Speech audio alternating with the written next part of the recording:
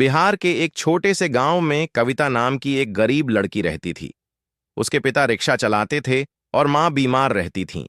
घर की हालत ऐसी थी कि कई बार दिन भर कुछ खाकर भी पेट नहीं भरता था। एक दोपहर स्कूल से लौटते समय कविता बहुत थकी और भूखी थी।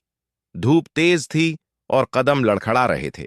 रास्ते में उसे एक छोटी सी दुकान दिखी, जहां एक बूढ़े चाचा बैठकर चाय बेच रहे थे।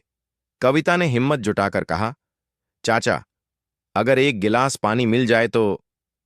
चाचा ने कविता के चेहरे की हालत देखी।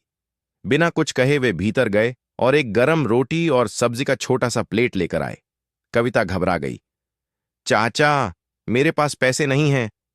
चाचा मुस्कुराए और बोले, बेटी, भूख का कोई दाम नहीं होता। कविता ने पहली बार उस दिन पेट भरकर खाना खाया। आंखों में आंसू लेकर उसने धन्यवाद कहा और आगे बढ़ गई। सालों बाद वही कविता एक सरकारी अफसर बन चुकी थी। एक दिन दफ्तर में एक बूढ़े व्यक्ति मदद के लिए आए। उनके पास जमीन से जुड़ा एक बहुत पुराना केस था, जो सालों से अटका हुआ था। कविता ने उनका चेहरा देखा। वह वही चाय वाले चाचा थे। कविता ने कुछ नहीं कहा।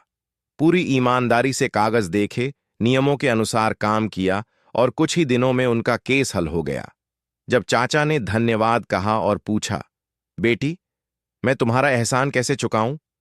कविता मुस्कुराई और बोली, चुकाया जा चुका है, उस दिन दी गई एक गरम रोटी से। चाचा की आंखों से आंसू बह निकले। सीख, मोरल, छोटी सी मदद भी किसी की पूरी जिंदगी बदल सकती है। नेकी कभी लौटे बिना नहीं जाती।